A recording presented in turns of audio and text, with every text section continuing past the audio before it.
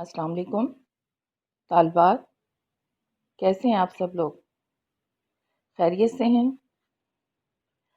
अच्छा, हम लोग जो है वो हिस्सा ग्रामर पढ़ रहे थे, उसमें रमूज़ औक़ाफ़।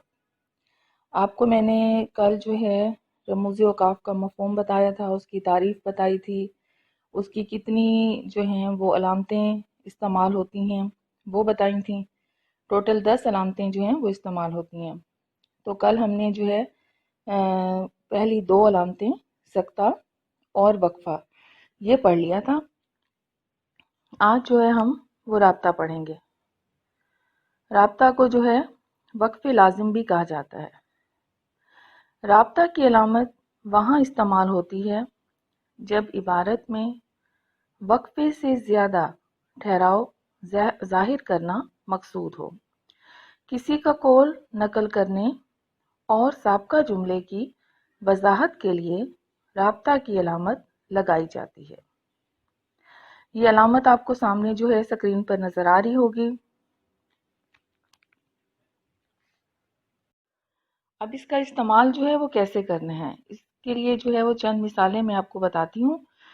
अब नंबर 1 है, सच है, इत्तफाक में बरकत है।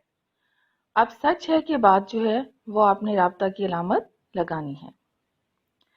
इसी तरह फरमाने नबी सल्लल्लाहु अलैहि वसल्लम है, नमाज मोमिन की मिराज है। तो इसमें जो है इस मिसाल में फरमाने नबी सल्लल्लाहु अलैहि वसल्लम है के बाद जो है वो आपने राब्ता की अलामत जो है वो लिखनी है। इसी तरह मैंने पहले भी कई बार कहा है, दूसरों पर इल्ज़ाम तराशी ना किया करो। मैंने पहले भी कई बार कहा है, इसके बाद जो है राब्ता की अलामत लगानी है। इसी तरह एक और मिसाल देखिए, सच है, गया वक्त फिर हाथ आता नहीं। इस मिसाल में सच है, इसके बाद जो है राब्ता की अलामत इस्तेमाल करनी है। अब रमूज़ औक़ाफ़ की जो चौथी शक्ल है वो तफसीलिया है। तफसीलिया की जो अलामत है ये भी आपको स्क्रीन पर जो है नज़र आ रही होगी। इसकी तारीफ कुछ यूँ है, ये अलामत इबारत में किसी बात की तफसील आने से पहले इस्तेमाल होती है। इस अलामत के बाद ज़रूरी है कि इबारत नए पैराग्राफ से शुरू हो और इस अलामत से पहले मंदरजा झैल, दर्ज झैल या हस्बे झैल के अल्फाज लाए जाते हैं। मिसाल के तौर पर पाकिस्तान के 4 बड़े शहर मंदरजा झैल हैं, कराची, लाहौर, मुल्तान और फैसलाबाद। तो इस मिसाल में पाकिस्तान के 4 बड़े शहर मंदरजा झैल हैं, इसके बाद जो है तफसीलिया की अलामत लगानी है।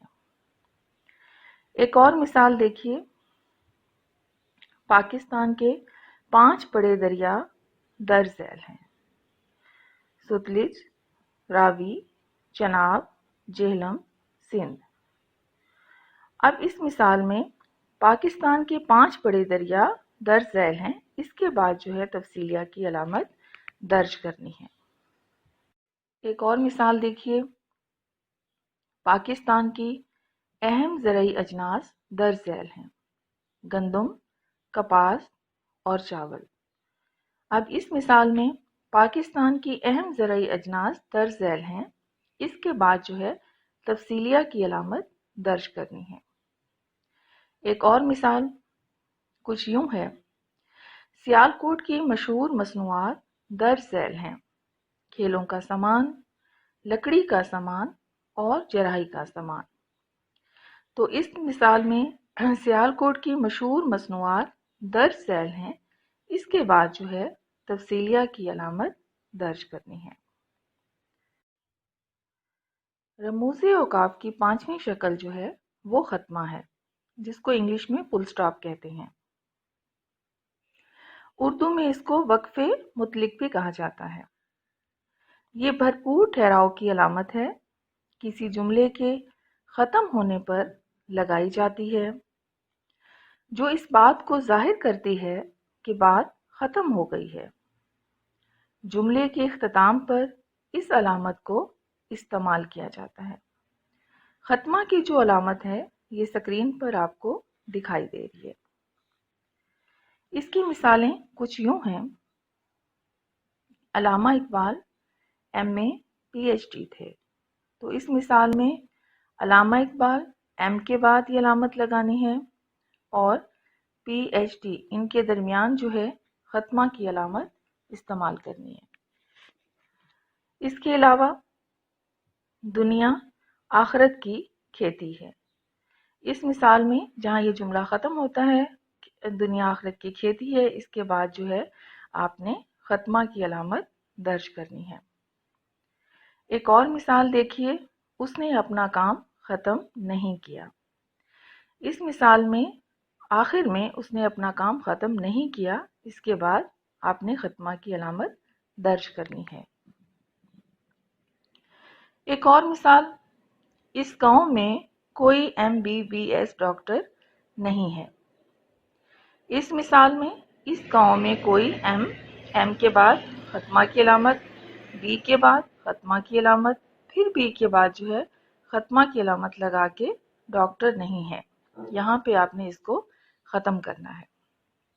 اصل میں اس مثال میں آپ نے جو ختمہ کی علامت ہے وہ آخر میں دینی ہے، ڈاکٹر نہیں ہے یہاں، لیکن چونکہ MBBS ہے اس کو آپ نے الگ الگ جو ہے وہ لکھنا ہے، اس لیے میں نے آپ کو کہہ دیا یہاں پہ بھی اسی طرح کی علامت جو ہے وہ درج ہوگی، ورنہ یہ جملہ جہاں پہ ختم ہوتا ہے کہ اس گاؤں میں کوئی MBBS ڈاکٹر نہیں ہے، یہاں پہ یہ علامت جو ہے وہ اصل میں یہاں پہ استعمال ہوتی ہے، لیکن چونکہ آپ MBBS کو اکٹھا نہ لکھ دیں اس لیے میں نے آپ کو کہا ہے کہ یہاں پہ آپ نے یہ علامت درج کرنی ہے۔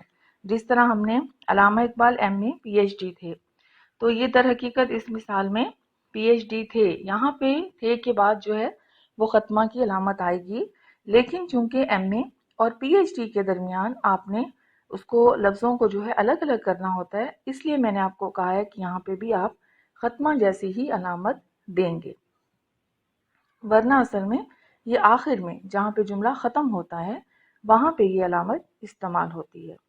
اسی طرح ایک اور مثال، نون میم راشد عظیم شاعر تھے، تو عظیم شاعر تھے اس کے بعد جو ہے آپ نے یہ علامت لگانی ہے۔